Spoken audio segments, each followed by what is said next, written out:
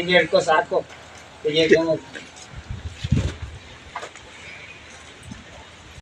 ಇದಕ್ಕಿಂತ ಮುಂಚೆ ಎಲ್ಲರಿಗೂ ಗಣ್ಯ ವ್ಯಕ್ತಿಗಳ ತಿಳಿಸ್ಕೊ. ಅದಕ್ಕಿಂತ ಇಂಪಾರ್ಟೆಂಟ್ ನಮ್ಮೂರಲ್ಲೇ 4 ಜನ ಮೆಂಬರ್ಸ್ ಅವರೇ, ಇಂಪಾರ್ಟೆಂಟ್ ಗಣ್ಯ ವ್ಯಕ್ತಿಗಳವರೇ. ಬರೀ ನಮ್ಮ ಬೀದಿಗೆ ಯಾರೇ ಒಬ್ಬ ಮೆಂಬರು ಒಂದು ಲೈಟ್ ಹೋದ್ರೂ ಕೂಡ ನಾವೇ ಮನವಿ ಮಾಡಬೇಕು. ಯಾವುದೇ ಮೆಂಬರು ತಿರುಗಿ ನೋಡೋದಿಲ್ಲ.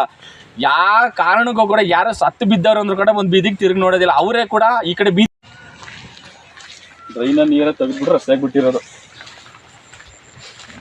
ಸ್ಟಾರ್ಟ್ ಮಾಡ್ರಿ. ನೋಡಿ, ಇಲ್ಲಿ ಮನೆ ಕಟ್ತಾ ಇದ್ದೀವಿ. ಇಲ್ಲಿ ರೋಡಲ್ಲಿ ನೀರು ಹರಿತಾ ಇದೆ. ಸೊಳ್ಳೆಗಳು ಜಾಸ್ತಿ, ಸೊಳ್ಳೆ ನೊಣ ಇಲ್ಲಿ ನಮ್ಮ ಅಲಗಕ್ಕಾಯ್ತಾ ಇಲ್ಲ. ಈ ಥರ ತೊಂದರೆ ಆಗಿದೆ. ನಮಗೆ ಬಳ್ಳ ಹಾಕ್ಕೊಡ್ಬೇಕು ಅಷ್ಟೇ. ತಿಪ್ಪೆಗಳವೆ ರೋಡಲ್ಲಿ ನೀರು ಹರಿತಾ ಇದೆ. ಇದು ಎಷ್ಟು ವರ್ಷದಿಂದ ಹಿಂಗೆ ಇದೆ? ಇದು ಅಲ್ಲಿ ಹೆಚ್ಚು ಕಡಿಮೆ 7 ವರ್ಷ ಆಯ್ತು.